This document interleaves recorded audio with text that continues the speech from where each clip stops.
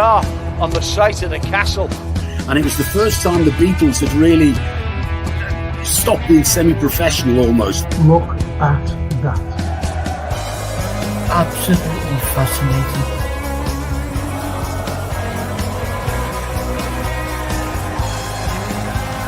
That's what you do. You buy these clothes that cost money and make a difference in it. But we never do that. Never complains, gets up, gets on with a smile on his face. We just want you to sit in your chair and go hip hip hooray to the Western press and the Western narrative. He dares to take you the same old every single day without this.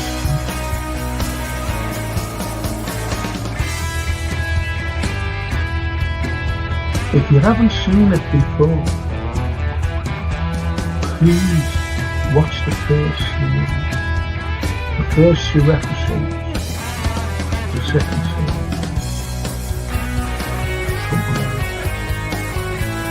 Stallone.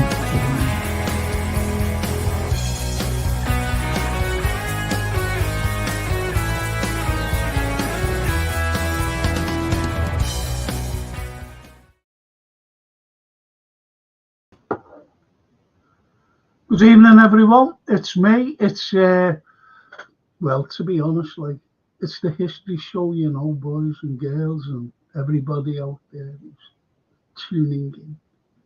And not only the history show, but I've also got a great guest on. He comes on now and again, every few weeks he comes on, and he's the music man.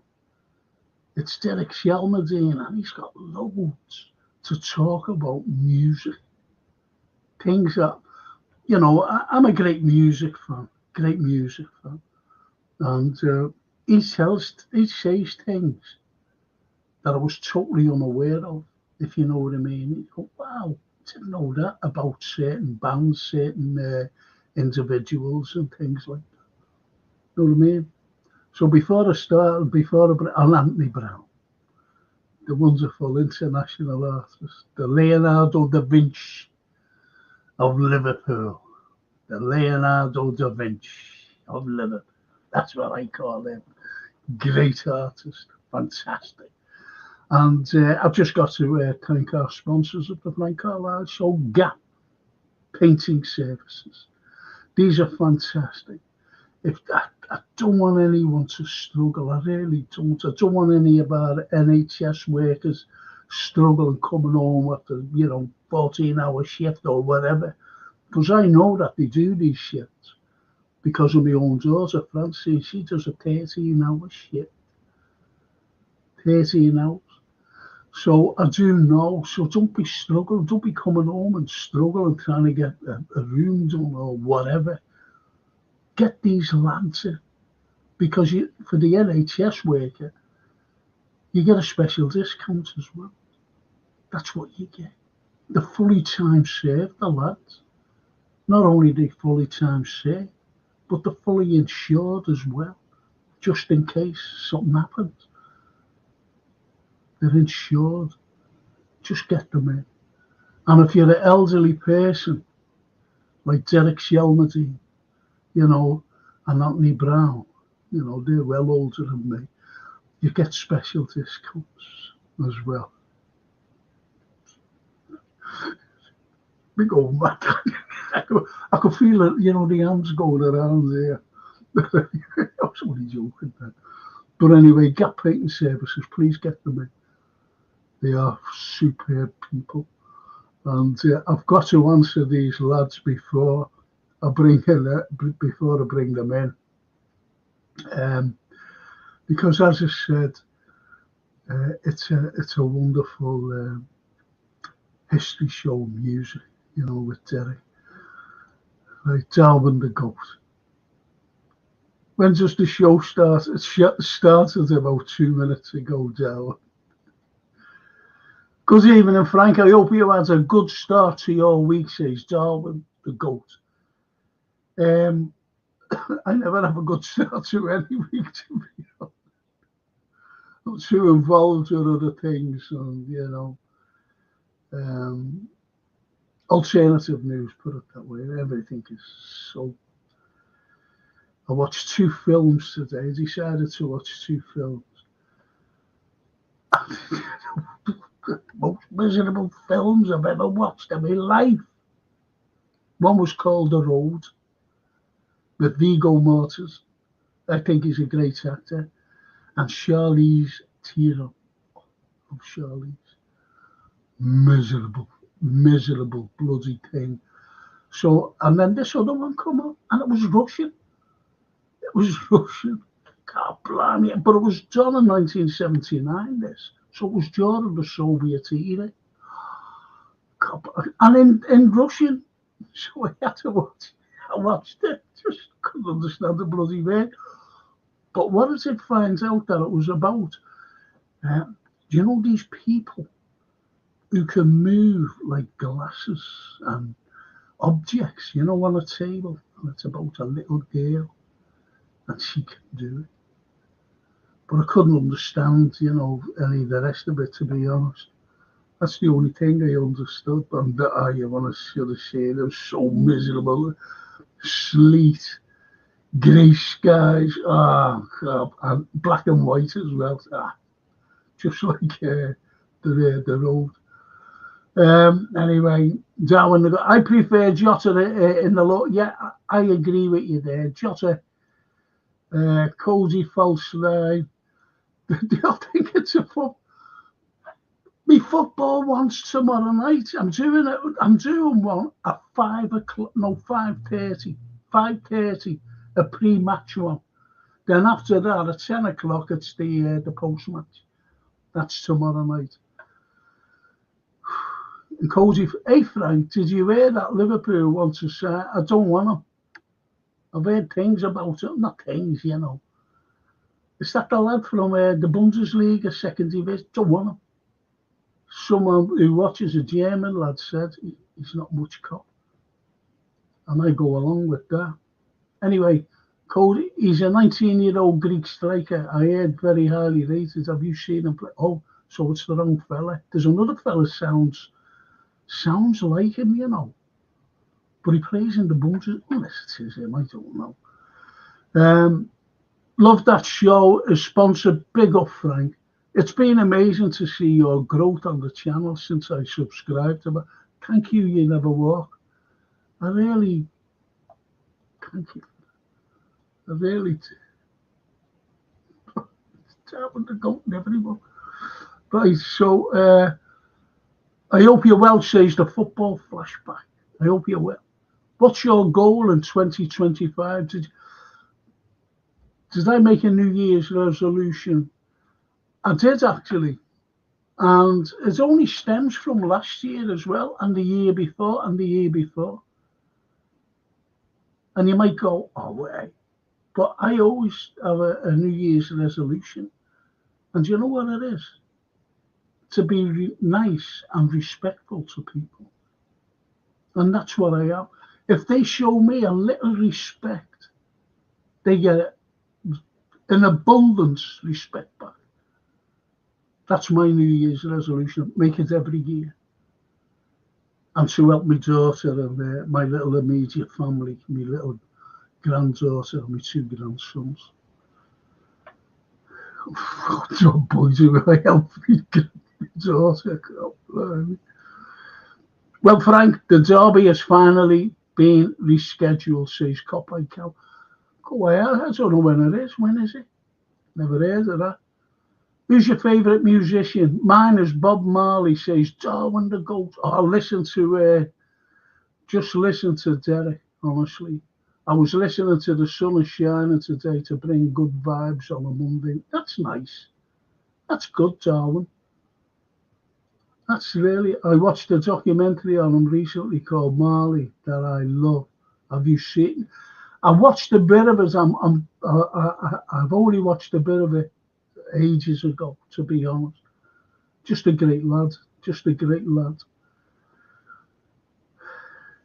Seems like we are replacing Nunes this month, says Colin. the greatest cop-out in the world. I don't know, you know. Lynn Ellis, even if Frank, hope you're good. Thank you, Lynn. Thank you for joining. Lynn's a little historian, so she'll be made up at this. And the break, watch the break, people. I think you'll enjoy it. You'll see Frank in a different guise, honestly. Cop out, 12th of February. Oh, that's the, is it, Colin? Okay. 7:30, would have to be, wouldn't it? I used to drink a lot. I still do, says Gary, as well. So my New Year resolution is to cut down or stop drinking. You don't have to stop drinking, you know. You can. I understand that cutting down, but you can drink in moderation. I don't drink, and when I go out with Anthony will tell me, I do have a few beers with him and Laney and my daughter, you know, drag it out. So Anthony will tell you, you know. Isn't that nice? I think Liverpool video. Who's your favourite artist, Frank? I'm going to answer that when I bring on Anthony. I'll have to answer that. Who's my favourite artist? Okay. And I think Anthony already knows. And it's Derek, you know, the music man, first and foremost. Hey, Derek. Hi, Frank. Happy New Year. Happy New Year, my friends. Happy New Year. Another year older. A year old. God blimey. Do you know what one of the lads said there, you know, about Bob Marley? Yeah. And we've never really done Bob, have we? No. Could you do him in the future? Yeah, absolutely. Brilliant.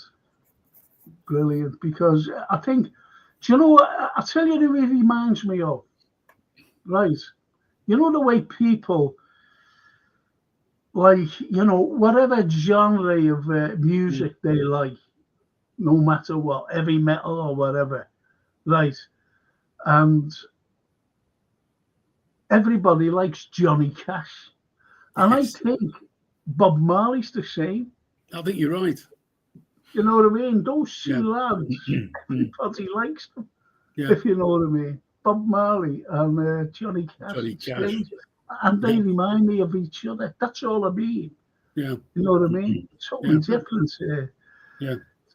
Music. So what do you think of that?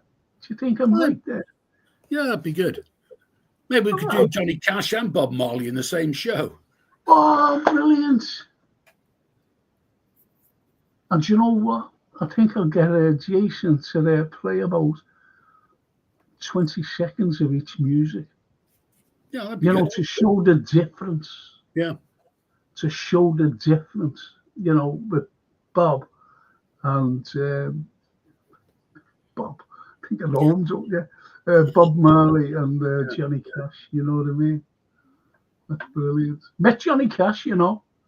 Yeah, I remember you saying, brilliant. Oh, I did tell you, yeah, Johnny. And he said, you know, it was strange the way he said it. He mentioned he wanted to go where the cabin, you know. Yeah. And I mentioned Elvis. I said, what did you think of Elvis, you know, Elvis's demise? And he said, Elvis. I said, yeah, Elvis. And he went, you mean Elvis? That's how he pronounced it, Elvis. See that? Yeah. I said, all right, Elvis. It's strange how, you know, they've got different interpretations of names. And they do. I see that in films and things, you know. Even in documentaries. I'm going to bring in this great man. Love this guy. My mate, my uncle, Anthony Brown. There he is. Hey, Anthony. Oh, good evening, all. Good evening, Jeff. Happy New Year, mate. And you. Yeah. So, Anthony, I promised one of the lads there. He said, "Who's your favourite artist?" Like, and my favourite artist, I think you can guess, is Leonardo da Vinci. Yeah. He's an incredible artist. He's You know, to see his work, I've seen his work close up. I've seen Michelangelo's work close up, you know, when I was in the Sistine Chapel. Absolutely amazing. But Da Vinci, just love him. Just love everything about it. Great drawer, great visionary, great everything. absolutely. You know, so that's my, that's it. Liverpool videos, that's my favourite artist of all time. No, so what? I'll tell you what English artists I like. Whether Anthony agrees with me, but he will, you know, admire his work. And that's Turner. I love Turner's work. Turner is right. Yeah. I love him. I watched a fascinating documentary about Turner, and it was saying that he had hidden messages, and it was talking about the fight in Temeraire, and apparently there's an image of Napoleon on the side of the boat, as it were. Absolutely fascinating stuff. Go away. Yeah. Go away. Wow. He was totally out there with what he wanted to do. And I was saying to Frank last week or the week before, the fact that I've only recently discovered that for every piece of work he did, he wrote a piece of poetry. Because as he's doing one thing, he's thinking of another. Yeah. You hear of lots of painters who kind of paint with a title in mind. You don't know what to produce until you do it. But something comes to mind, like songwriting, and there's a title there, and you work towards that. And Turner was the same, and he would write these poems meant to accompany every picture. But unfortunately, I never ever saw any poetry attached to the display when I went to see him. But I totally agree with Frank. They are the two icons of art, really, that no one has caught up with. And I don't imagine, certainly not in our lifetimes, will anyone catch up with them. You know, music is a similar thing. You know, the greats in music, you know, Mozart and Beethoven, and we talked, three of us, about Bach and how influential these people still are today, you know, in the days of technology. But you can draw with you can draw on like computers and everything else. So really, that's not like proper art, in my opinion. I think you should, you know, get a pencil and start drawing, or get a paintbrush and start painting. That's the way the old fellas did it. That's the way. That is the greatest way. I mean, we can fool ourselves. There used to be a thing when I didn't last too long in art school because I hated it. It was absolutely horrendously boring, and as a compromise with my mum, I said I'd go in and study graphics. She said, "There's more money in that, you know. The art world is fickle and blah blah blah." So I did, and I lasted 2.5 years, which I thought was quite good going, because it was like eating cold porridge. It didn't do anything, didn't inspire anything, but all the time there's other things going on, music and stuff. And I know you, and Derek too was a musician. You know. Just imagine what he said. It was like eating a bowl of cold porridge. Some analogy that is. Just very appetizing. Well, so what are we talking about tonight, Derek? Well, it's the Who, the Keith Moon years. Would you believe it? In 2 days' time, on the 15th of January, it'll be the 60th anniversary of The Who entering the charts with their first single, I Can't Explain. That was 60 years ago this week. Wow. Wow. Where did that go? Yeah, I've got that. It'd be interesting to have a look at them. There's a really interesting parallel with the early Who and early Beatles, how the final lineups came together. I mean, if you look at the Who, Pete Townsend, John Entwistle started back in the late 50s in a band called the Confederates, a trad jazz band. And believe it or not, John Entwistle played the French horn and trumpet, and Pete Townsend played the banjo. They went on then to be in bands called the Aristocrats and the Scorpions. And at this time, sort of late 50s, Roger Daltrey was in forming the Detours, his own group. He was lead guitarist in the beginning, as well as one of the vocalists. And by the end of 62, well, the middle of 62, John Entwistle had joined on bass. Pete Townsend had joined on guitar. And then last to join that particular lineup was a guy called Doug Sandon, the drummer. And that basically was the original pre Keith Moon lineup of the Who, because they were actually called the Who at the point that Doug Sandon left. Interesting, sort of not parallel, but it might be an urban myth, but Pete Townsend's famous swinging arm guitar motion, apparently he picked up from Keith Richard. They were supporting the Stones in December 63, and they were in the wings. And just before the curtain opened, Townsend saw Keith Richard bring his arm right up. And as the curtain opened, he swooped it down. And Pete Townsend thought, I'll have a bit of that. And, it became his trademark. And they changed their name from the Detours after a band called Johnny Devlin and the Detours were on Thank You Lucky Stars. So that's when they changed their name to The Who. And this is where the parallel with the Beatles comes in. The 9th of April, 64, they had their first audition for Fontana.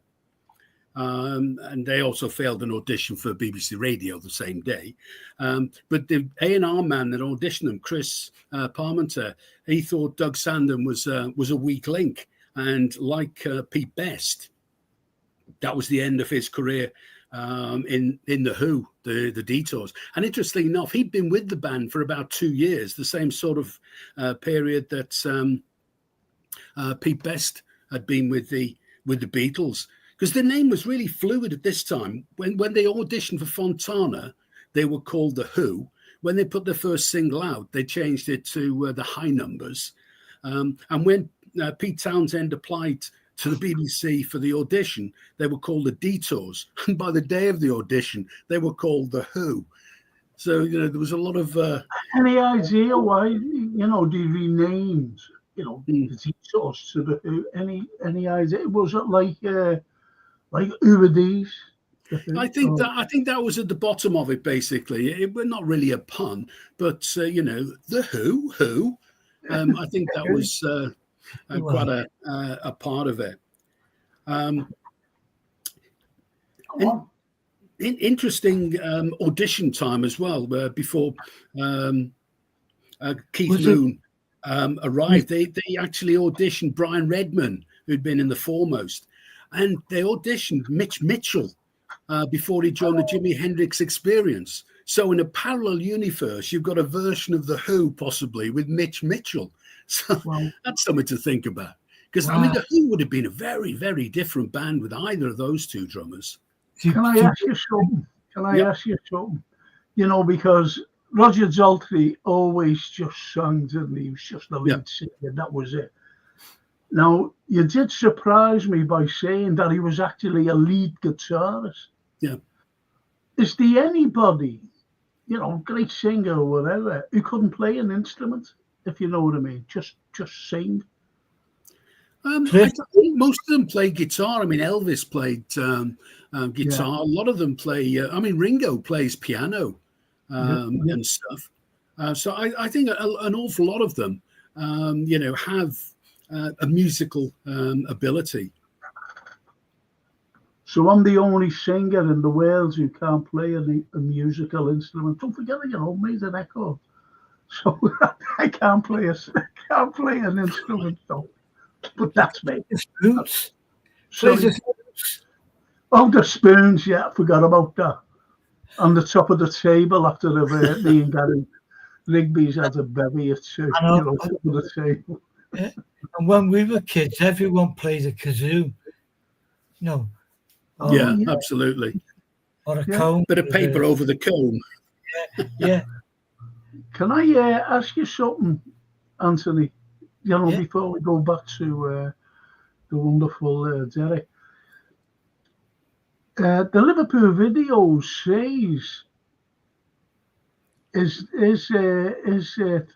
James Ensor. Have you ever heard? I've never heard of him.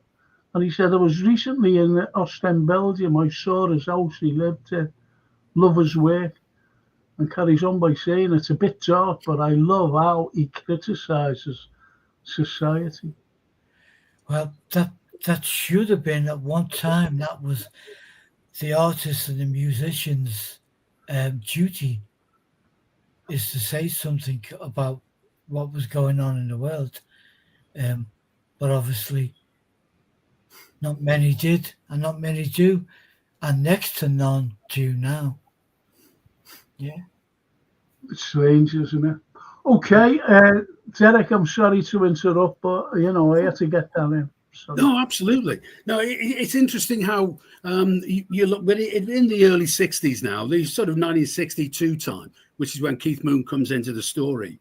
And he actually, before he got involved with The Who, he actually approached Carlo Little, who was Screaming Lord Sutch's drummer, and asked him for drum lessons, which I think is quite a nice story. He just approached him. I think it was Wembley, a gig there.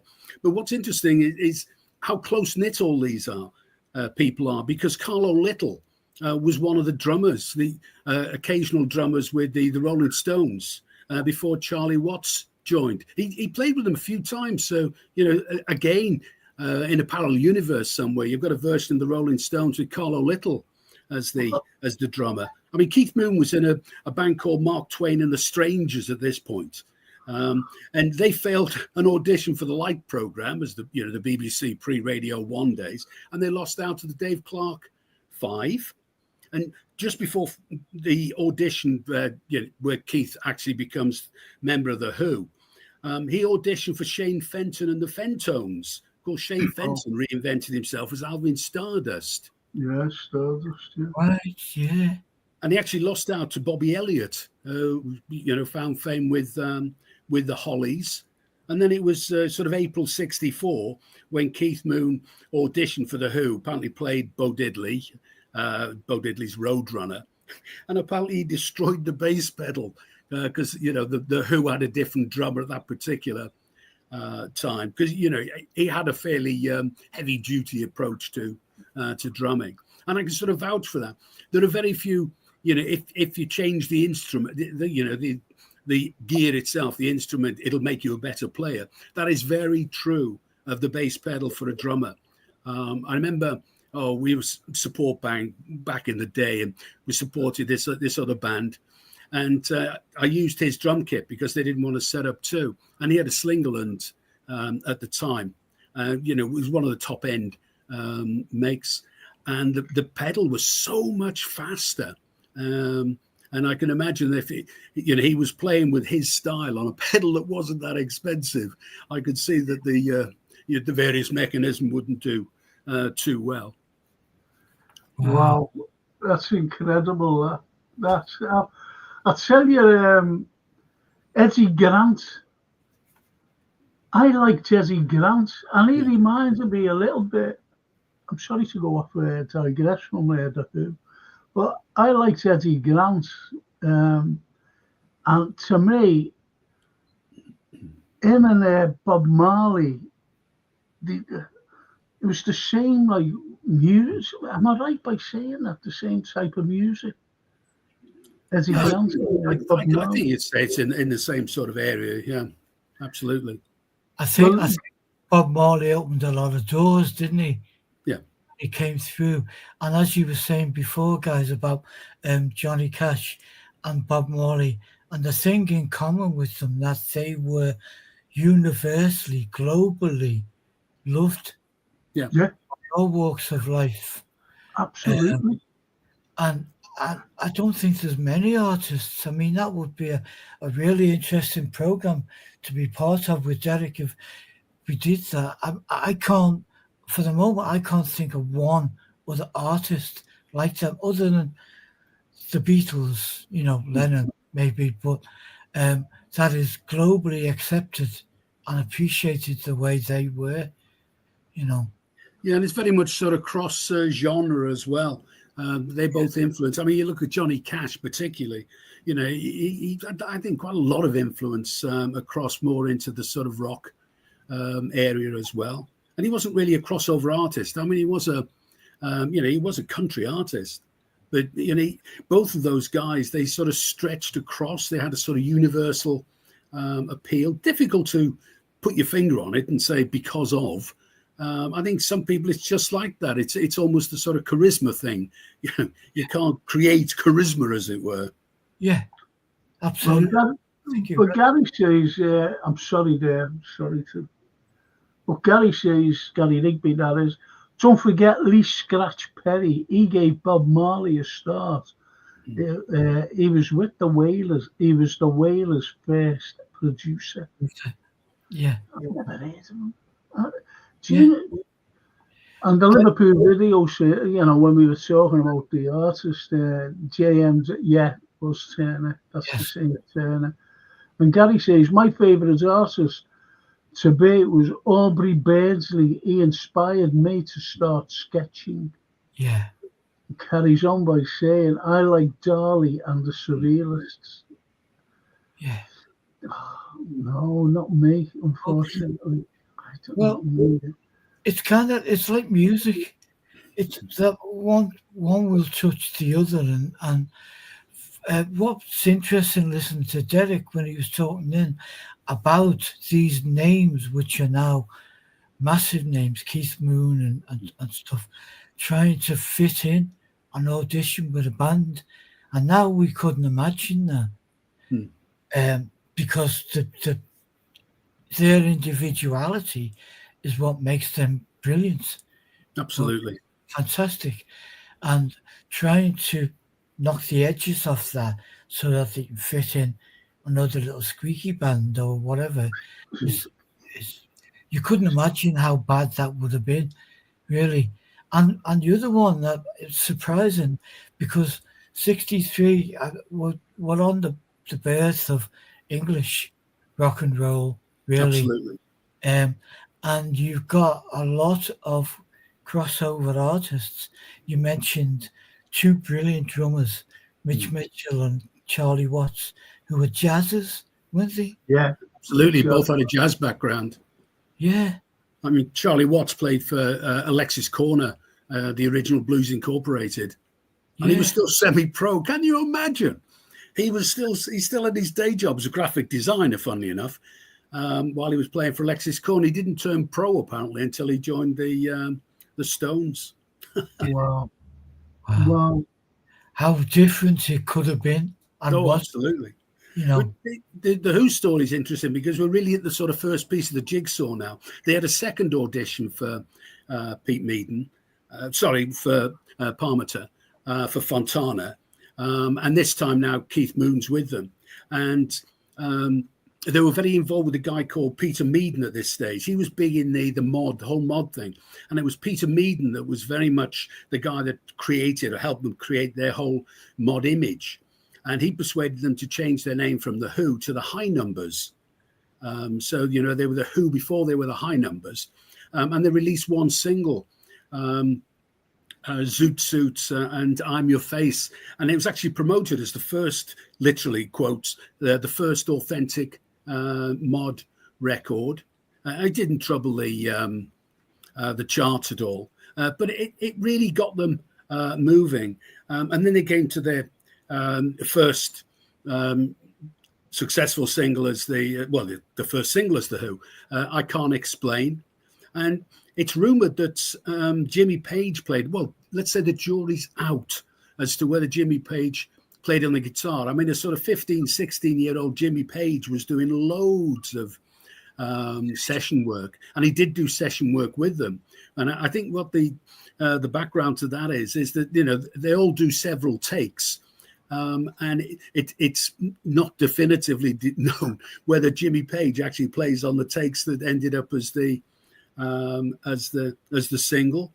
Now in '65, the October is '65, My Generation, which is absolute classic. And that's what really, you know, when the live show, they ended with My Generation. That's when Mooney would wreck his drum kit, and Townsend would smash his guitar into the floor and the Marshall stacks. It's interesting that their album Live at Leeds, which obviously was a bit later, I think 1970, is still regarded as one of the greatest live performances to be captured on record ever.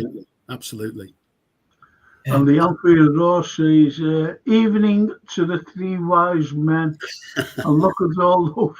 Oh, great. Look at all the drinks. Thank But you. to give you an idea of how volatile the group was, I mean, Roger Daltrey, apparently he was a sheet metal worker, I think, apprentice. I'm not sure if he actually finished his apprenticeship, but I'm sure he was a sheet metal worker. A bit of a hard man, apparently, in his time. And in the November of '65, they were playing Wembley Pool, and they were using the house PA system, which was pretty appalling, certainly in Daltrey's mind. So he just stormed off the stage, and then the Who's road crew set up their own PA system. And he came back when it was fixed. Apparently, the other three played on without him. Of course, Daltrey sings a bit, Entwistle sings a bit. Yeah, but that must have it shows really. I mean, they used to have fights on stage, and other stories sort of coming up a bit later, where, you know, they would, you know, Mooney ended up with a black eye and one of these things, and he'd throw cymbals at Daltrey. See, it's a really strange relationship. That's part of the energy that goes with something like that. Absolutely, and also part of the thing that, when it's brilliant, it's really, really brilliant. Yeah. I know moving forward, and just in passing, the rock band The Police were very similar to that. It was a very, very volatile, physical relationship. But when it worked well, they were fantastic. But they'd be in the back room, you know, knocking holes out of each other, which... Is there anyone who's left a band, for example, you know, like a famous band or whatever, but, hang on, no, I've got that wrong. Has anybody left a band or been thrown out of a band and joined another band and became famous? Do you know what I mean? You know, like Jimmy Page, talking about him, you know. Has anybody ever done that, if you know what I mean? You know, thrown out, they weren't good enough. And, you know, obviously the band never made it either way. But that particular person who was thrown out of the band went on to achieve stardom. I think one example, not so much of a band that wasn't famous. I mean, Lemmy was famously thrown out of Hawkwind. They were touring in North America, and they were crossing the border from the US into Canada. And he was bass player. Lemmy got stopped by the Canadian customs because he had some white powder. And they, of course, obviously thought it was either smack or coke or something. But when they checked it, they found it was only amphetamine. And the Canadian authorities didn't think that was a proper drug. So they let him on his way. But the band sacked him anyway. And that was when he went off and formed Motorhead. Go away, I didn't know that. Yeah. Lemmy, I didn't know that at all. I've still got his, what is it? I took that Silver Machine. I've still got it. I couldn't think of it. I'm singing that. But you know, I think with the fighting and everything else, there's you know, a few of the comments are coming up. Is that why, Anthony? I got this over the years with you know, the guitar, because the famous fella who's a good friend of ours was backing me. Are you thinking that right? So, you know, okay. Really, the hardest slap you're going to get in your life is off a Fender Stratocaster guitar, because there's some serious weight in that. Oh, absolutely. If it hits you in the right way, I In any way. a couple of people over with it, but not knocked a couple of people out. But there was all of that, and going back to the Who and their antics, I remember being very young, but always been a fan, and from watching Pete Townsend frantically try and destroy the guitar, bouncing off the floor, and Yeah, absolutely. and the guitar wasn't going anywhere, and it would wound them up, and then Keith Moon would start the same thing. It was like a circus. Absolutely. I think that was the biggest. Had they not been great players, and they were all phenomenal, John Entwistle as a musician was just phenomenal.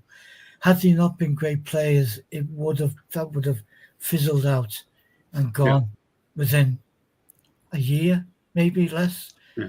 I mean, Entwistle's bass line on My Generation is absolutely awesome. You know, you don't even need to isolate it. It's right up at the top of the mix, and it's absolutely brilliant. We'll just mention his Substitute, actually, one of my all-time favourite Who singles. If anybody's ever looked at the B-side and wondered why they call themselves the Who Orchestra, there's quite a legal story attached to that. What happened was, this is when they left Brunswick, and Shel Talmy, who produced their stuff to date, joined Track Records. Kit Lambert was now their manager. And the first song they released on Track was Substitute and Instant Party. Now, Shel Talmy back at Brunswick took a dim view of this, because they'd already recorded Instant Party. So he put it out on Brunswick as a single, Legal Matter, coupled with Instant Party, and immediately took out a lawsuit, an injunction to stop sales and prevent the Who from recording.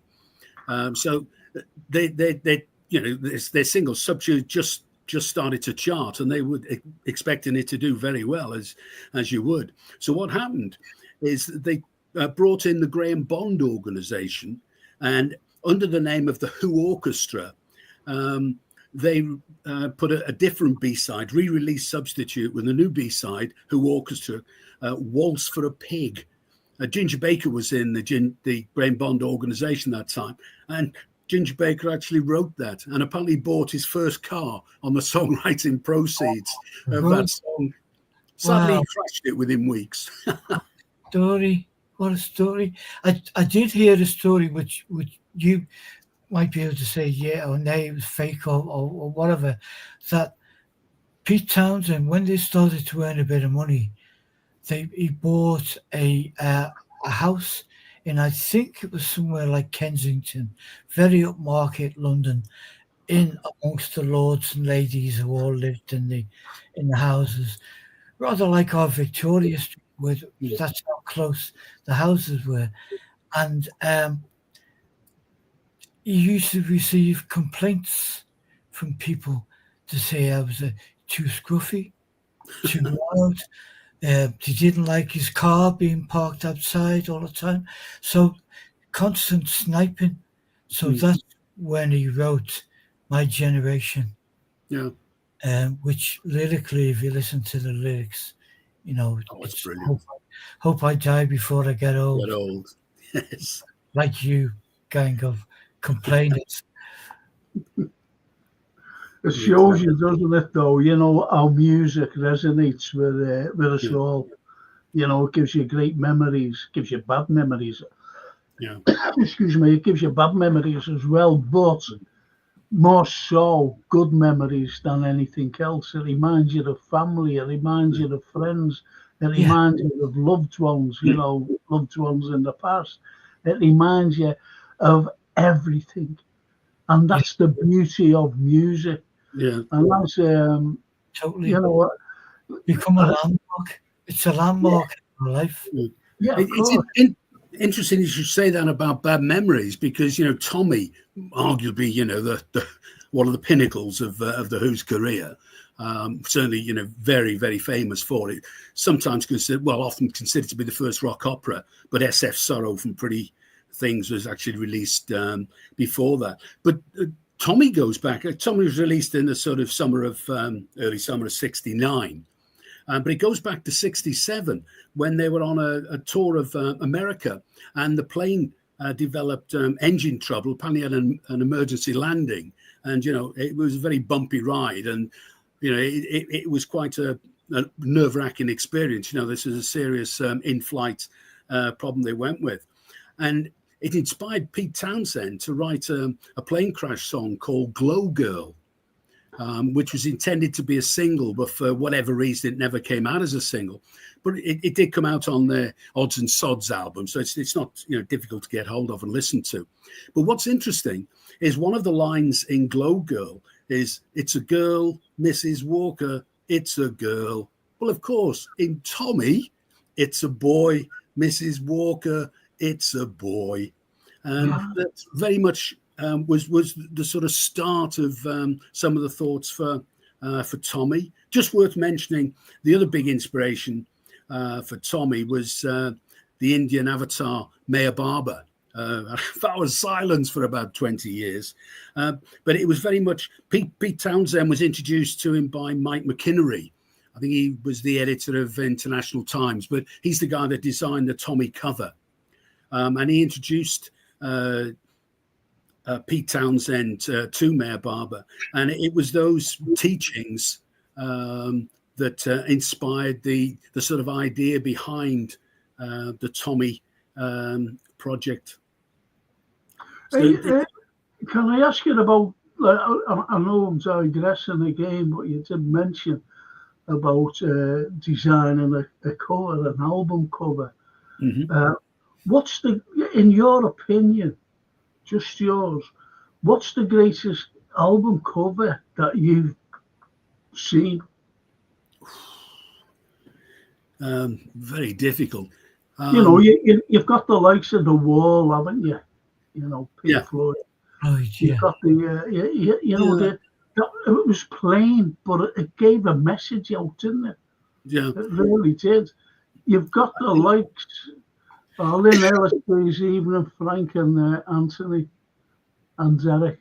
Evening, Lynn. Evening, Lynn.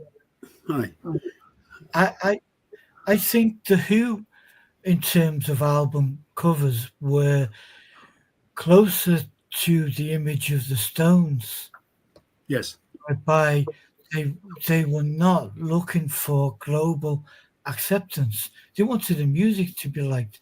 But there's one particular album, I think it's Who's Next, which is like a war memorial or something, sort of memorial. And the photographer, I think, had the idea to squirt water on the wall so it looked like the band had peed on this memorial. That's right. I think that was the kind of shock factor that was going on with the because they were absolutely the world leaders as a live band, as a live act. Oh, absolutely. Do And you know what my favourite album was? My favourite, the first album I ever bought was Please Please Me by the Beatles. Yeah. That was the very first one of your kids, loved them. And but my favourite one was a Beatles one. It was a Beatles one. What, Revolver? What? Revolver, was it? It was Revolver. How's she good? Well, I mean, that is a classic. It was designed by the Hamburg mate, wasn't it? Klaus Voormann. Klaus Voormann, yeah. It's awesome. I really like some of those. I mean, that prog era that sold about 10 or 15 albums. But some, you had gatefold sleeves, but some of those prog sleeves, I think one of the Comus albums, I don't think it was, I can't remember the name of it, but it folded out into about 8 pieces. It was an absolutely stunning piece of artwork in its own right. But I mean, there are some great sleeves. I mean, Simplicity, the Pink Floyd's Dark Side of the Moon. There's no name of the album. There's no name of the band. Yeah. It's just plain, but it's just so effective. You just recognize it. The way you're both talking, and we're both talking about pieces of art, not like, throws the cover on that album. They became pieces of art. I think there was a time period, possibly throughout the 60s and 70s. I think it stopped towards the 80s when absolutely merchandise became less artistic but more practical. Just get the product out. But interesting, in those 20 years, we have got some of the greatest pieces of art as album covers. Oh, absolutely. And Dark Side of the Moon was something else that. Oh, absolutely. Really was. It's interesting you should mention Who's Next as well, because that was a spin-off from a failed project, probably the greatest lost rock and roll album of all time. In the sort of beginning of 71, Townsend started off his project called Lifehouse, and it was intended to be a movie and an album. And they were recording at the Young Vic live performances to be included with audience reaction in the movie itself. And they had some recording sessions in New York with Leslie West, the fabulous guitarist from Mountain, Al Cooper. Yeah. And what the Universal Studios was behind it initially. And what it was is fascinating. It was sort of futuristic storyline set in a post-apocalyptic, polluted, mind-controlled world. So you can imagine how it wasn't difficult for this whole project to overstretch itself. And what happened was the hero attempts, I love this, the hero attempts to create freedom through rock and roll. I mean, it doesn't actually happen. And then the final concert planned in the film, the people at the concert and the mind-controlled people just sort of evaporate into thin air. And sadly, that project ran out of steam, basically. Far too complicated, probably. But some of the songs were rescued for Who's Next. Baba O'Reilly, Behind Blue Eyes, and Won't Get Fooled Again were originally going to be part of the Lifehouse. Yeah, they are some of the greatest rock songs ever. Oh, absolutely. Just brilliant. And we talked before about musicians and writers saying something with their art. And obviously, the one that comes to mind is Won't Get Fooled Again. Yeah. Which is, I think, it's a political statement, wasn't it? I think that's the idea, yeah. You vote.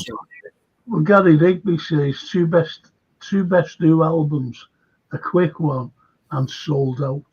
Yeah. Yeah. Well, a quick one's really interesting because there's a track on that called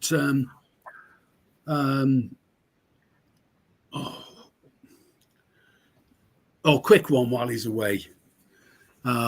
It's a sort of 20-minute mini opera, and the Rolling Stones decided they'd have a Christmas special in '68, TV Christmas special, and they recorded it, and the Who were part of that show, and they played a storming version, A Quick One While He's Away, and so storming that basically Mick Jagger thought that the Who had to completely upstage the Stones, and that particular Christmas special never came off and didn't see the light of day until a 1996 DVD. Also famous for being Brian Jones's last live performance and John Lennon's first live performance outside of the Beatles with a band called Dirty Mac, with Eric Clapton on guitar, Keith Richards on bass, and Mitch Mitchell on drums. Sensational project. What I read long after the event in recent times when I bought the DVD, obviously there's acts like Taj Mahal in there as well, who's sensational. Oh, absolutely. And you can see everyone else plugging to get him. I think Brian Jones even played the drums for him. Yeah. It's just that thing of they wanted everyone to do well. And the Who, I remember reading a story about the Who, that they went on there because they waited so long. By the time they got on there, they drunk 3 bottles of brandy and they were absolutely wobbled. Yeah. And then they chose a kind of semi-operatic piece, which they've been working on, but not rehearsed greatly. And it was hard to perform Time because they were all singing. And it's fantastic. For anyone who's not seen it, that would be my thing is to see that and know that they're drunk when they're performing this piece of magic. Just brilliant. Rock and roll. Well, even in Frank, Anthony and Derek, some iconic album covers down the years. Sgt. Pepper's Lonely Hearts Club Band, Nirvana with the baby on the front, and Iron Maiden's many albums always had great art. She did. And the other band that I loved in the 70s was Thin Lizzy. Oh, absolutely. And there used to be, for most of the album arts, was a guy who's still active now, still working. He's 80, 81, Jim Fitzpatrick. And his artwork is very, very Celtic, very beautiful, detailed line drawings, coloured, and just sensational. And it was just, like I say, it's just a thing. I think that was the greatest period for music and for art, because it was like the doors were open 1959 or whatever, and then all this stuff came out. Maybe as a consequence of the war, whatever. It's like, let's not live in black and white anymore. Let's just enjoy life. And You've got to enjoy life. You've got to enjoy life. Don't forget, out, brief candle. That's our life. Out, brief candle. Well, anyway, Dennis Paparak, all the way from Tampa, he says, "Hi guys, just out of the meeting from hell." And on that, we're going to the break, and Dennis, you'll be made up with the break. This is for you.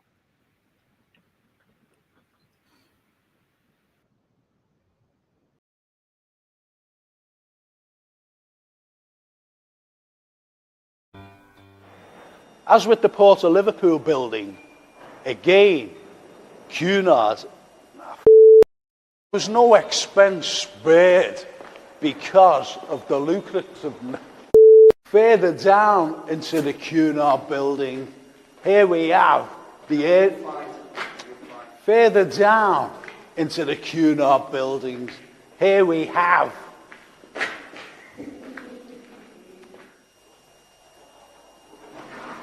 the room was very basic, as you can see, but the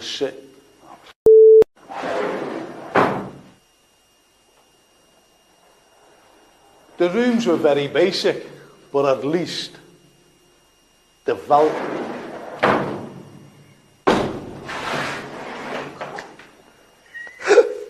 You frightened the ass out of me.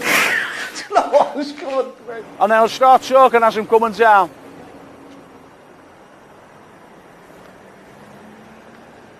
This is the finest. Back here in the North End's entrance, we have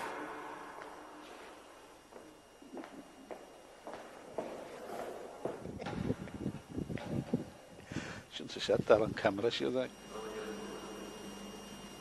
The magnificent hall houses The magnificent hall houses. Oh no, I'm getting old. That's you, it, Willie. The magnificent hall houses. Is home to. Yeah. The magnificent hall is home to the Willis organ, and it was the biggest.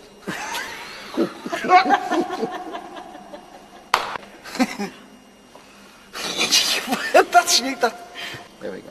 Alex, hang on. The magnificent hall. The magnificent hall is the home. No, I'm sorry about this. The magnificent hall is the home of the Willis. The magnificent hall is the home of the magnificent hall.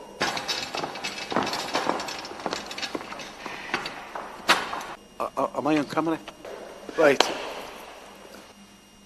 So why the papier-mâché columns? Why the plaster of Paris nymphs? That's his fault. Why the papier-mâché columns? Why the plaster nymphs? Sorry. Oh no. There you go. Why the papier-mâché columns? Why the nymphs? And why?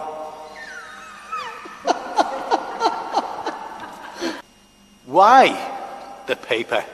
No, hang on. Why the paper?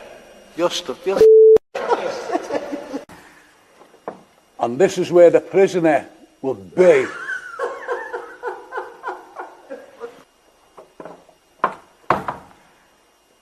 And this is where the prisoner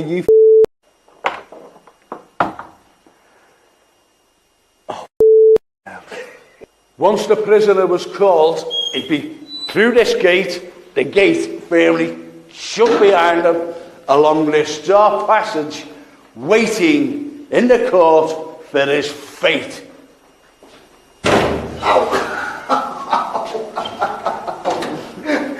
And he's not into it, that's all. Once the prisoner's name was called, there was no hanging about. This.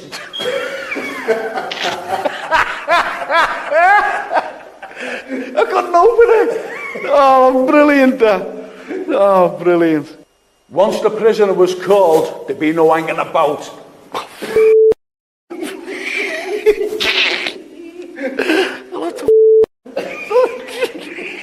You can't get out. Yeah, that's fine. Come on, Mr. Universe. No, oh, Jesus. And this is where the prisoner would be walking up.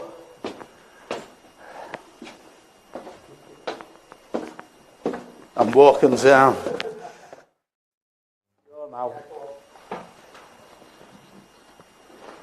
One could say. I like it. See you later. One could say the judge was flushed. Why have I got this blessed in? One could say that he was Stand by, we're rolling. One could say that the judge was flushed with Victorian.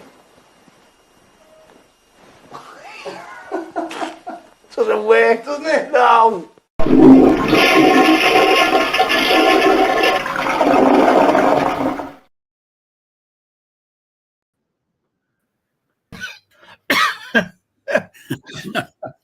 I thought you were going to do a Keith Moon with that organ. Oh, do you know what? That was shocking. That, you know, honestly, trying to get that, and yeah, it was the biggest. It was the biggest organ in the world at the time, and I was trying to come out with it, you know. And I always remember another outtake was the lions, you know, on St. George's Old Plateau. Yeah. And at the back, on the rump of the lion, there's a big hole in it. And that's where the water was going in, you know, like a pipe or something like that. You should have heard me trying to mention about the hole and the lion, you know. And there's a big hole at the back of the lion. I said, I can't say that, you know. So there was lots of outtakes, you know. There was loads of them. I was talking about um, a, a, a, three lovely old ladies were standing there, you know, seeing them out the corner of my eye. I was in Pembroke Place, and I was explaining that there was you know, a duel, and the fella, you know, right here, right on the, you know, the spot here, and he dropped dead, you know, the shot was fired, went through his eye, dropped dead. And these women were like that. We're fed up with you. We're fed up with you people coming around filming. There was no murder here last night. There was not. I was saying, no, it happened in 1805. Never mind 1805. There was no murders here. Oh, I should have heard them. But we had that.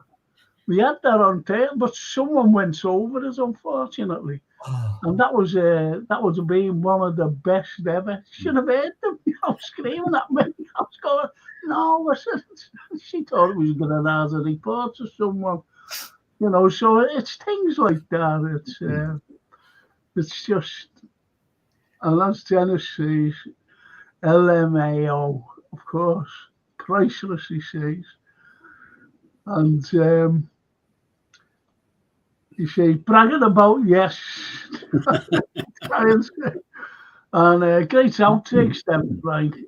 They were always a good laugh on your DVDs with Snelly. Yeah, you know, because no matter what, we're not fallible, but we're just like, we're fallible. We're not infallible, if you know what I mean. yeah. And we do make mistakes. Some of the greatest actors of all time make mistakes. Richard Burton made mistakes, you Absolutely. know, and they all had outtakes, you know. So why not me? And Roger Phillips said, oh, don't do that. It's not professional. I said, no. No. I said, Musically, well, the people will laugh. And that was it. I think it was because Paul McCartney left a guitar leaning against an amplifier, and they recorded the sound of feedback, which led to "I Feel Fine." Yeah. Like piece of music. Happy Accidents are just brilliant. Love them. Yeah, of course. Yeah, love them. Well, the thing is, you see, when, you know, like talking about history and trying to get us over, you know, in the appropriate way, I had loads of, you know, when we were always on location, we had to be on location, you know, to show the buildings or whatever and where we were.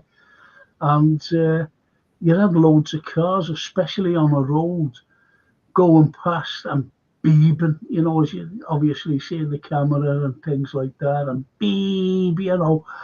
And I always remember being outside the old Royal, and I was talking about Agnes Jones. I was talking about that lovely lady, you know. Anyway, it was a big long thing, and I never had a script. It was just off the cuff, but I knew what I was talking about. So I had about five takes on this one, and I got right down, and I was saying to myself, I've only got another line to go. You know, I was getting right there. And as I got to it, this car went past and went beep. And that, you know, so it's one of those things. It's one of the, can I show you something, boys? Go on. Heart is in my mouth when I see you at the top of the stairs at somewhere like St. George's Hall, because I hate them steps. Yeah, I horrible. come down like kind of 1.1 miles an hour, and But I could walk there. I could walk there, to be honest. I could, you know, as I say now, me and you know, when I go to, you bring me, you and Lainey's got the pair of us. honestly, yeah. She's in the middle of there, holding on to Lainey. You know, so it's all changed. It's all changed. Look at this one here. Now, see that? That was a ship. That was a frigate. That was a warship. It was a frigate. And the Royal Navy, they gave it to Liverpool, and that became, believe it or not, a a ship for services, you know, for the sailors. Yeah. Albeit that the church and the pier head, you know, was there, but that became a ship for the services of all sailors, and it was known as the Mariners' Church, 1843, and it was there for years. But have you ever heard, Anthony, of Father Nugent? Yes. Well, Father Nugent, what he did, like for these kids, and most of them were orphans, he put them on the ship to become able seamen. Him and Major Lester, you know, the pair of them. And they got these kids, put them on the ship to learn a trade, able seamen. And that's what that ship became as well. You know, so just besides the likes of being a service, you know, for sailors just getting up, bang, you know, and there it is. As you can see, it was a warship. So you can see the juxtaposition from taking lives to a service ship, you know, a church, a Mariners' Church. And you can see the turrets there, you know, where the cannons were. Incredible, you know, it's an incredible piece of history. And that's what the British Navy at the time, you know, they said you can have this. We asked for it, to be honest, and it was sailed up, put in the dock, and that's where it was. Wow. And St. Nick's Church was there at the time. Not many say. Don't forget, this was the port of 1,000 ships, and all the sailors couldn't fit in one church. That's St. Nick. So the Aldar as well, you know, for the Mariners. Brilliant, absolutely brilliant. I've never heard of it. Have you ever heard of it? No. No, Mike. Oh, thank you. No, it's, you know, I think it should be mentioned because, you know, what Liverpool gave, and I'm talking about sailors from all around the world, you know, so that they could go to a service, because it was very religious going back to the 19th century, you know, the mid 19th century. It was very religious, and people, especially sailors, they went to these services, you know, thanking God that they had a safe journey. And they went back on board the ship when they were sailing out. So they went back to the Mariners' ship or St. Nick's for a safe journey out. Yeah. Which, you know, which was great. There was also just up by Crosby there, the wishing well. And the wishing well was this sort of, it wasn't a well as such, but that's where like wives went to this particular place to wave off, you know, the people there, you know, the sailors going past, sailing up the Mersey. So, you know, it was very superstitious. It was very superstitious.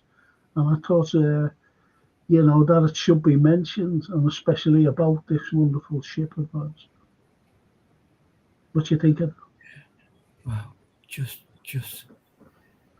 amazing. Totally understand the need for spirituality. Oh, yeah. Just thank God and please God, let me come back safe to the wife and the family, you know, all of that. Yeah. Because, you know, no matter where you are in the world, it's just like how we got the name Scouse, to be honest. And it came from the Norwegians. So all around the world, the sailors, you know, obviously talking in bars and places like that, and Little Inns, wherever. And where are you from? You always ask sailors where they're from, and they say from here and from there, from there. And if anyone from Liverpool said Liverpool, you know, they say, Scouse. Because, you know, the Norwegians made this lobscouse. And, you know, we copied it because it was nourishment, especially So it was kind of a maritime, a sailor's dialogue before Yeah. it became bigger. Oh Maybe- yeah, absolutely. You know, so that's how scouts, and that's how we became scousers. All right. Did you know that, Derek? No. I didn't know. I didn't know that at all, Frank. See what had happened. There was a lad by the name of Daniel Brocklebank, and he went to Canada. He's a young American, and he went to Canada and he tried to open up a whaling thing. And they said, no, we there's too many of us, too many whaling things here. You can't open one here. This is in Canada. So anyway, what he did, he came to Liverpool in 1774, this young lad, and he opened up the Brocklebank thing because he wanted to do whaling. And obviously, Liverpool lads, they never had a clue. They never had a clue. Whaling, they'd never heard of it. So what he did, he sent for these Norwegians who went whaling. They went whaling. So they came over, when he sent for them. And anyway, obviously, he had to have some Liverpool crew as well. And when they went sailing, especially up into the Arctic, the cold waters, to catch these whales, they were making this lobscouse, which is scouse today. Everything went into this big pot. Everything. I'm talking about potatoes. Everything went into it. Carrots, onion, you name it. They went in, and meat. I went into it, and it was called lobscouse. Well, lobscouse. Lopskaause. It's a Norwegian thing. So anyway, by the time, the whaling had stopped, and the ordinary seamen, the Liverpool lads, when they went away on other ships or other destinations, they always made this lobscouse, and the lop was taken off. Scouse, rather than the SK and the AU, it became SCOUSE,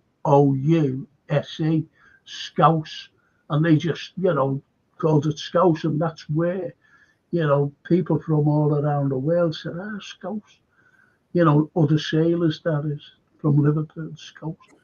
And believe it or not, I used to have a picture. Wales used to come up the Mersey, and then whatever they did with whales, getting the blubber and the oil and whatever out of the whale, and then they built an arch of whalebone up in Everton. Where the monument is there today. Well, they had a big arch of whalebone. Wow. So there's things like that which is forgotten.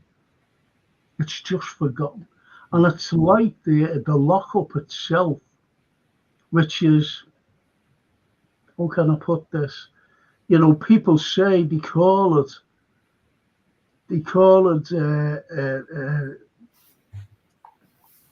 the Tower of Cromwell. Rupert's Castle. Rupert, during the Cromwellian, wars here in Liverpool, and it wasn't. Cromwell.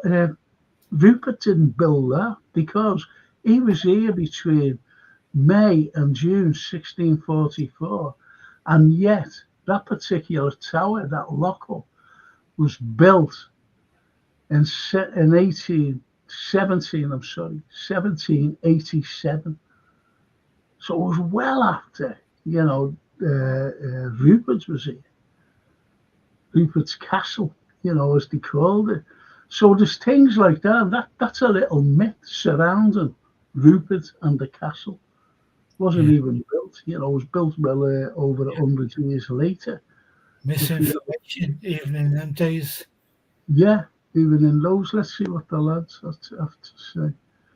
Dennis says, when I was in the US Navy, 84 and 90, I had a deck of cards. When I knew I have 54 days left on the ship before heading home from Napoli, I chucked a card a day over the side and kept the two jokers for last. That's mad, that, isn't it? Yeah. That's mad. And he carries on by saying, when I was in the US, oh yeah, he said that. He said it. And the jokers to the last. It's surprising though, isn't it, the way what sailors do. But he was in the USAF, of the USAF, the US Navy of the unit. And there's the well, there's the wishing well. And there it is. That's when people used to stand on the shores and wave to the people. And it's fantastic, to think that the people prayed, because it was very harsh then. These were only wooden ships, and they got into heavy seas. Lots never came back. And especially, with wars during the 19th century, wars with, France and the Spanish before then, So this is what you had, and they never ever came back, unfortunately. Never came back. So Liverpool has a great maritime history, and you should know, Derek, that the likes, and you, Anthony, that the likes of the sea shanties, Yeah. Especially the Irish, and their sea shanties, the leaving of Liverpool, was one of the greatest songs, if you like, about Liverpool itself, the leaving of Liverpool. Yeah. The heartbreak and everything else. And, so you have these wonderful sea shanties. Yeah. Well, that shut you up, didn't it? Because it doesn't know about sea shanties. We know some of the songs, but there's so much myth that goes around the songs. It's like the song "Dirty Old Town" that we assume was written by Irish musicians and is about Dublin, when in fact it's written about Salford, Manchester, and it was written by a fabulous sounding guy, and I'm sure Derek knows a lot more about him. There was a lady in the 80s who was in the charts, and she sang with the Pogues and everything, called Kirsty MacColl. Her father, I think Ewan McCall, yeah, was a musician, songwriter, a screenwriter, a scriptwriter, and an actor. And he partly started with his then wife, whose name I've forgotten, forgive me, in Manchester, Salford Theatre. And as part of his duties, he was asked to write a song to fill 5 or 10 minutes while a cast can go off, change their costumes, come back on again. And he wrote the most beautiful song, I think, ever in the world. And it's called "First Time Ever I Saw Your Face." And I was blown away when I found that information. That's just like crafted the way Gershwin or Lennon McCartney or someone would craft it. And it was purely a tool so that Mary and John could go change the frock and come back on in Act 2. I'm thinking, wow. And he also wrote the song "Dirty Old Town" about the gas. Which we Liverpudlians we associate ourselves with, because the whole theme of the song is, I'll meet you by the gasworks walls and all of this stuff, the bottle factory, and it's all Garston and the docks, and it sounds like, belongs here. And Dublin is the same, but it's about Salford. Well, I was given a talk in the concert room, St George's Hall. It was absolutely chock-a-block. People had to be turned away. So anyway, it goes on, the stage. And it starts off and I said, listen, I said, I'm not doing any history today. I said, I'm going to sing sea shanties. And I want to start off with a sea shanty. And it's 40 verses long. And it takes about 25 to 30 minutes to sing through. But you'll all get to know what the chorus is. And when you get to know the chorus, I want you all to join in with me. And they were all sitting there like that. See the gobs on them. Wow. I'm only kidding. I said, I'm just singing a shanty. But, it's good the way, some people react. And I love the reaction of people, when I gave these talks and that. Well, you've seen me, haven't you, Anthony? And I just look at them. Well, that's what we are. We're a maritime city, aren't we? And that's our heritage. And the sea shanties were such a part of it. And it's only been really the past modern years that they've stopped. Because there used to be a festival every year, and it used to be free, and you could walk into pubs like the beautiful Baltic Fleet on the waterfront, and then walk along the waterfront. And you'd hear all these brilliant singers. I remember years in the late 80s meeting Pete McGovern, who wrote "In My Liverpool Home" stuff and songs like that. It was such our own version of patriotism, about Liverpool. Just such feel-good songs. Well, that is patriotism. Yeah. And, you get a lot of, patriotic stuff. And it's great to think, in my Liverpool home, obviously, and the leaving of Liverpool is absolutely fantastic, Who could make up a song? We speak with an accent exceedingly rare. Yeah. And, if you want a cathedral, we've got one to spare. It's incredible, how it was, put together. Yeah. Beautiful, Yeah. And he was a lovely, lovely guy, humble, no ego. No. He's just he's proud of where he comes from, as we all are. All Scousers are, it's great the way, there's lads on it. Look at Dennis Paparak. Dennis Paparak he's a proper American. He's not an expat or anything. No. He is no expat.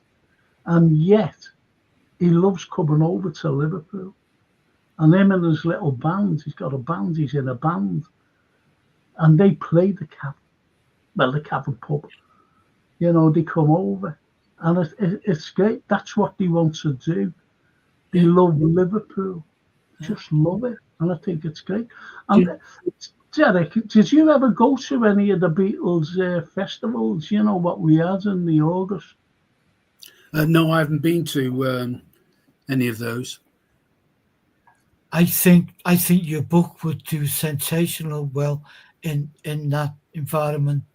Derek, It would, And I know it used to be something like you pay £100 for the weekend, and you get your table and stuff. But Derek's book would appeal to every music fan. Certainly, it's an encyclopedia. It's an encyclopedia, which is phenomenal, really. Yeah. It's phenomenal. Because it tells you everything you need to know about music, about bands. We've only just been listening to them.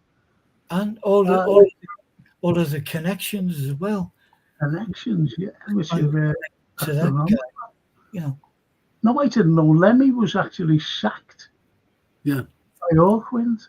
Yeah. I didn't know that. Can you guys actually hear me? My picture's disappeared on the screen, and I've got a message Yeah. saying the camera's not working.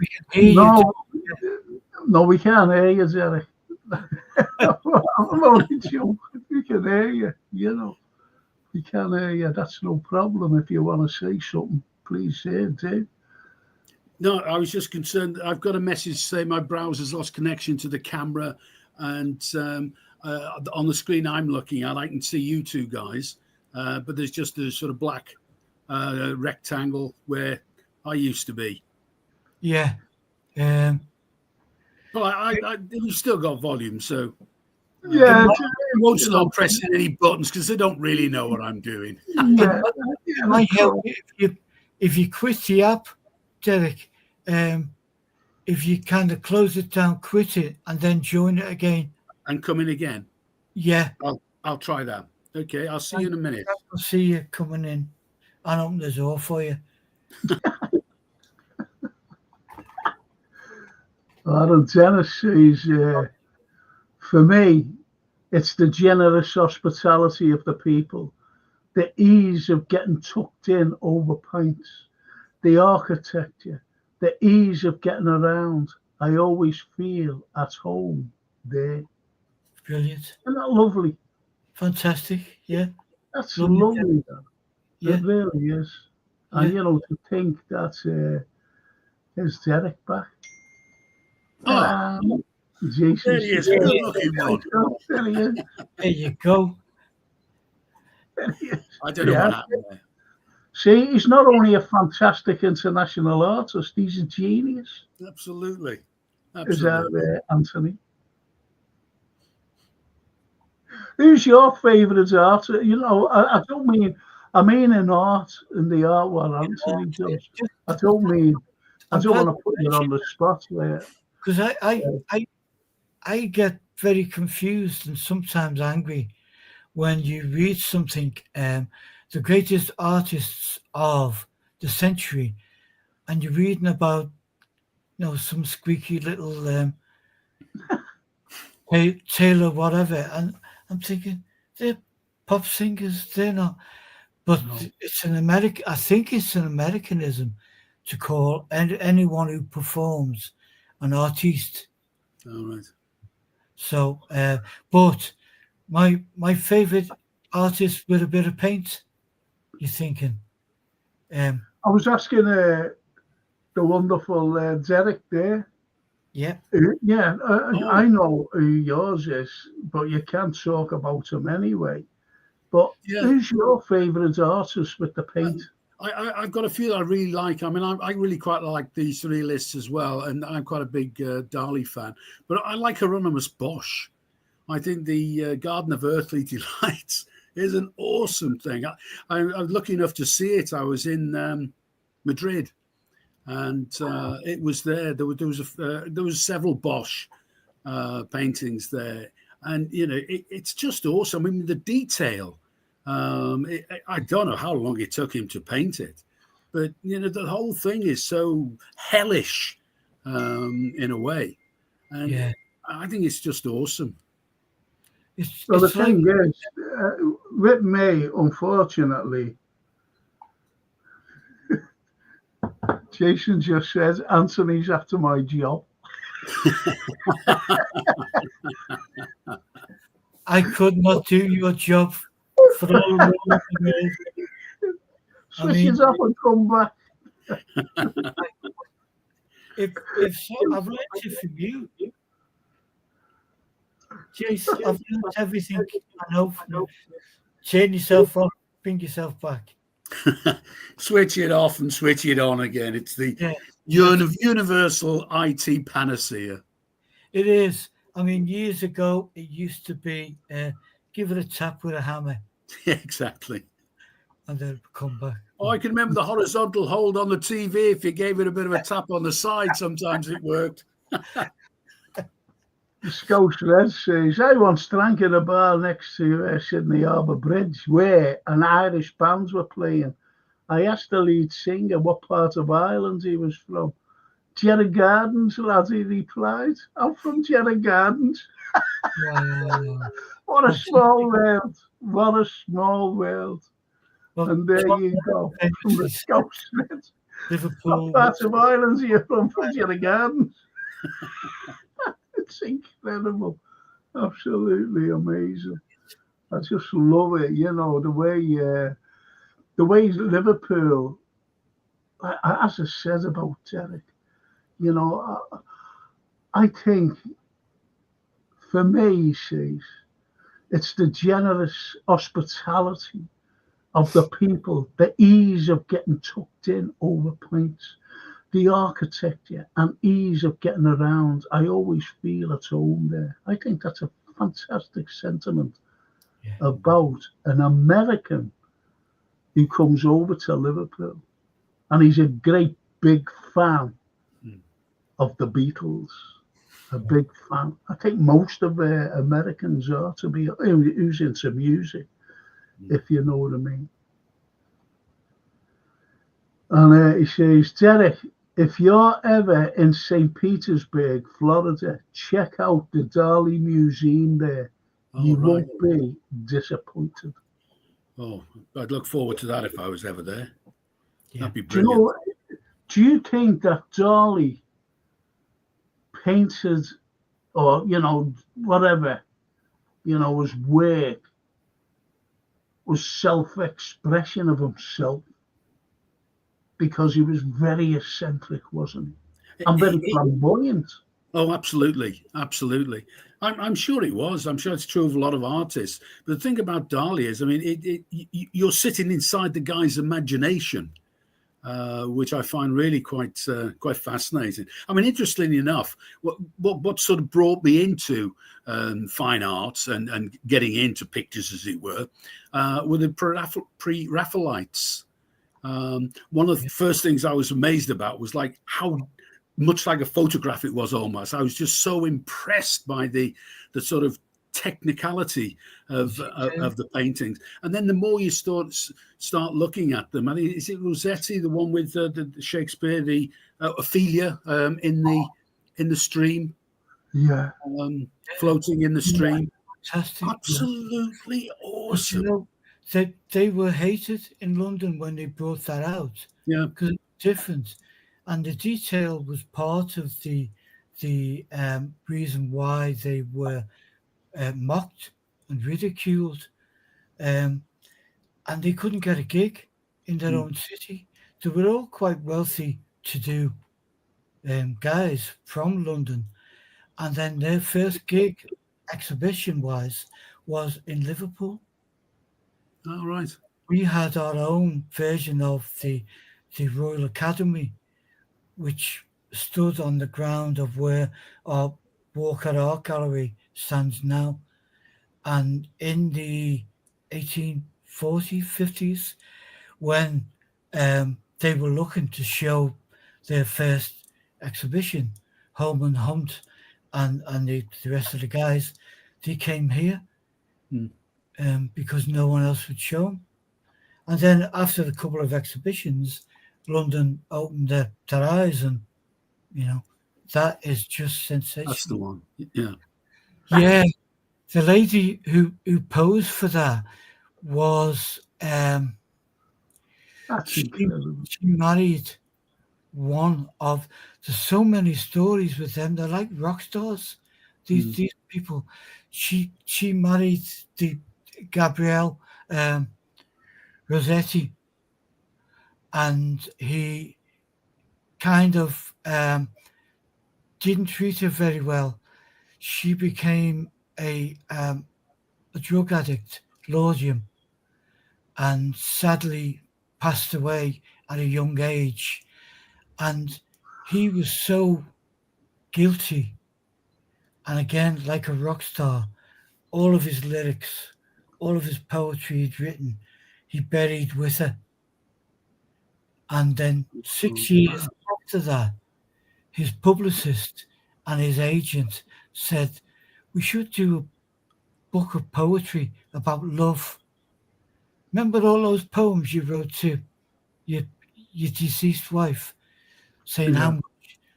And he thought, they're all buried. So they dug them up. Wow.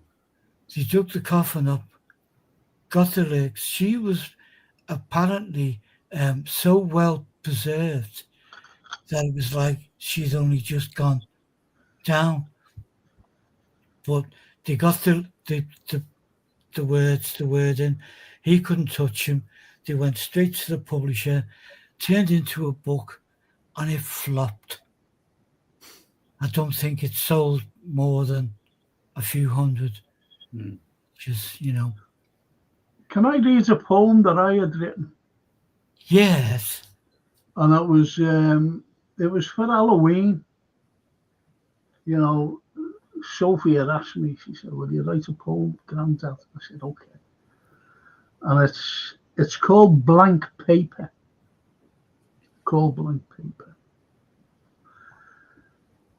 Almost the witching hour, the ticking clock, tick tock.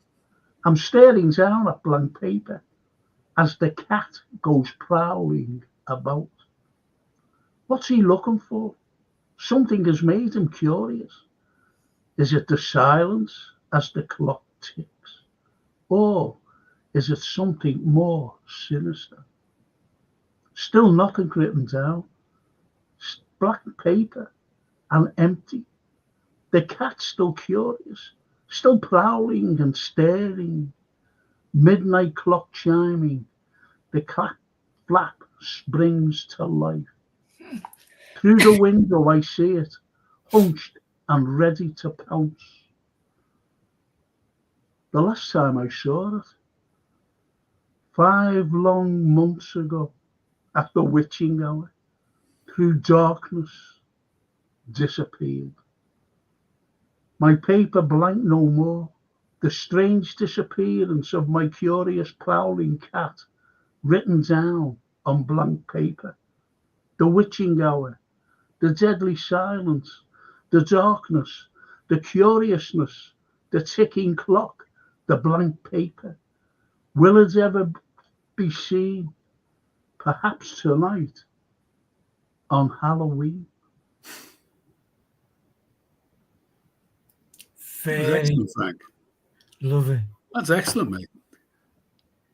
So that's what I've written for my little granddaughter, Sophia, and she brought it in. I had to bloody write it out because he hadn't got a printer. That's what I wrote it down for her, And even a teacher said, can we print that and put it up? And she just said, yeah. So it was printed up, on the wall, on the school wall, which is nice, Absolutely. Beautiful. So it's things that come to your mind. It's like what you said, Anthony, about these artists who had written poems about their works. Yeah. It's like Shakespeare. Shakespeare writes in a way that you picture it. You picture everything. Dickens went descriptive writing. Like I mentioned, the 5th chapter, keynote it's called, of Our Times. And what it is, Dickens is sitting, looking down. He's eating his Everton mint, and he's looking down from Everton. And this keynote is absolutely outstanding. If you've got Hard Times, just get onto the 5th chapter, the first page. And what he's describing it like a city that's like savages, people coming in and out of the homes, going to work, like painted savages, he says. And the trail and smoke from the chimneys like serpents, coiled serpents. And the machines going up and down, like melancholy elephants. So he's describing a jungle. And the even smell and dye, there it is. And, to think it was a town of red brick, or of brick that would have been red if the smoke and ashes had allowed it. But as matters stood, It was a town of unnatural red and black, like the painted face of a savage.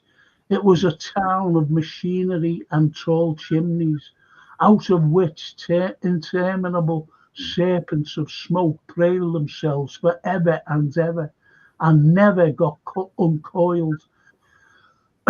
It had a black canal in it, and a river that ran purple with its evil smell and dye, and vast piles of building full of windows where there was rattling and a trembling all day long, and where the piston of the steam engine worked monotonously up and down like the head of an elephant in a state of melancholy madness.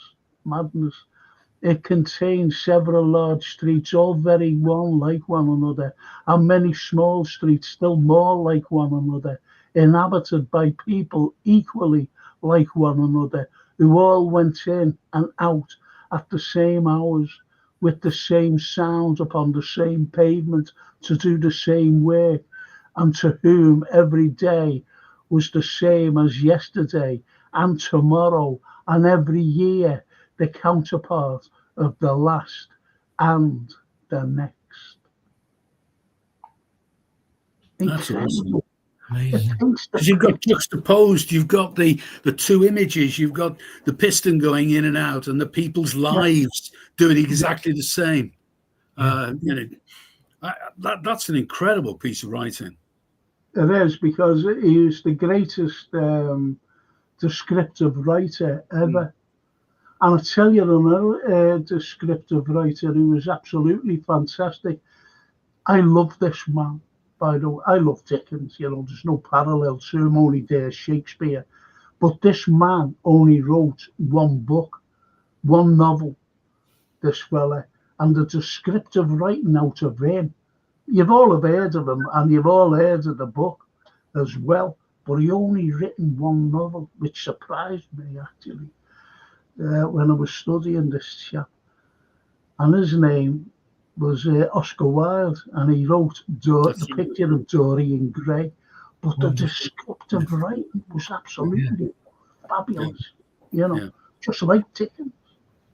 Well, the one writer that came to mind as you were reading that was definitely someone who was inspired by Dickens' work, was George Orwell. Orwell, yeah. For that descriptiveness. Oh. We're seeing what he's writing, which I love. And I love it when authors can take you on a journey. I loved Stephen King when he came out in the 70s, because at the time there was no one like him, I felt. And you kind of lived what he was writing. Yeah, I think Orwell's Coming Up for Air is exactly that, Anthony. I mean, basically, he describes his childhood home, and he chooses to go back, and of course, everything has changed. But by definition, I mean, particularly the early parts of the book, when he's seeing his old home that he's about to go back to through his childhood memories, and it's all idyllic, it's all blissful. And he gets back, of course, and everything's changed. Wow. I thought it was awesome. I'm a big Orwell fan. Yeah, I am. I'm a living in Orwellian times. Oh, God, yeah. I think we're living in Orwellian times. I love visionaries. I do love visionaries. I go back to the likes of the wonderful Jules Verne, look at that, H.G. Wells. And then you move forward, and then you look at Orwell himself. Yeah. And we all live in that everything that they've written about. And it goes back, believe it or not, to Da Vinci. And Da Vinci, he did a helicopter, he did a submarine, he had the vision, he was a genius. It's not that, I am impressed by geniuses, believe it or not, but I think we have to be. But the problem is, not the problem, But the beauty is we can relate to them. You've only got to have a little bit of a brain cell to relate to these people. We do, and we change them. It's like Derek has said many times with music, how one thing changes completely the dynamics when someone joins it, and there's that energy and there's that kind of friction and fusion. I mean, Lennon, again, with me, is a perfect example of using literature to bring into a pop world, which again is like Moon and June and Spoon, and and he loved the likes of Edward Lear and people like that, and then obviously the poetry and the stuff that goes with it, and he became a lover of words, wordplay, substitute words for different words, and then I think once the Beatles hit, and everyone else thought we can do our version of that. And Townsend, we were talking about the Who early, is very, very, very smart with that kind of idea of condensing a magnificent novel into 4 verses, And well, that's what a poem is, isn't it? It's condensed into a story condensed into a short thing. That's what it's all about. It's so underrated. It's so underrated. Our youngest, our Katie, does poetry, and she doesn't do it to put somewhere or to submit for a book. It's kind of as music, as Derek remembered, it's that thing of getting something out, same as painting picture, same. It's just that thing of expression. Oh, so you write it down. It doesn't necessarily have to go anywhere. You have a book. Exactly. And it's funny, because I like some of the French artists as well, like Matisse. Fantastic. Well, if you look at Lautrec and his posters for the Moulin Rouge, I mean, they're awesome. Absolutely. Rodin, there's incredible, so art to me is, and in music as well, you mentioned the Beatles, it's incredible. It's like what Dennis says there. Fave artist, painter, I've always been a big fan of the Impressionists. And he says here, such a rich musical history in Liverpool, Merseybeat, Elvis Costello, Wiley, I know Pete Wiley, Frankie, I know where, Nasha, know him well, Icicle Works, the Lars was John Power. He's Francine's first cousin. Echo and the Bunnymen, Lightning Seeds, these are all like bands. These are like recent bands, but you can go back further still, with the Beatles and the Merseybeat era. And the Merseybeats. Think about the Merseybeats, and one of the lads, Derek, is a great friend of Anthony and myself from the Merseybeats. Oh, right. I mean, it's interesting with the British invasion in 1964. The Beatles went on the Ed Sullivan show in about the 8th of February, 64. And what happened, the Beatles' first hit in America was at the same time, basically, I Want to Hold Your Hand. It spent, I think, 7 weeks at #1. And it really cracked the American market because British acts had made no headway whatsoever over the pond there. But it opened the floodgates. And what was really interesting, when you look at that first year, 64, most of the bands who had that first wave of hits, as it were nearly all Merseybeat bands. Jerry and the Pacemakers, the Searchers, and Bill J. Kramer. You know, if you look at the chronology of the British hits in America, I don't know offhand, top of the head, but it's got to be 60, 70%, possibly slightly more. Well, actually, Mersey beat bands in that first sort of 6 or 8 months, which I always thought was really quite fascinating. Wow, you know, it's surprising, isn't it? You know, how the Mersey beat era, you know, just exploded, especially in America. You know, just exploded. Yeah. And as I said, you know, they've been great artists from Liverpool. I think you mentioned this as well, Derek, that the very first singer to come to get female singer to get a #1 hit was Lita Rosa from Liverpool. How much is that doggy in the window? Yeah. Terrible song, like, but you know, at least it was #1. How much is that? Jolly little ditty. You know what I mean? Ken Dodd. Yeah. You know, Arthur Askey. Arthur, yeah, the busy little bee. Arthur Askey and the busy little bee. That's shocking, that. Listen, Derek, Bob Marley next time, and Johnny Cash. Johnny Cash, yeah, we'll juxtapose them. It'll be good. Oh, that'll be brilliant. Absolutely. And it's only because one of the lads mentioned Marley, you know, Bob Marley and Johnny Cash. Because, as Anthony said as well, you know, he agreed with the likes of these two lads, no matter what genre of music you like, you know, even classical, you know, you associate yourself with those two. Yeah, absolutely. That'd be great, that.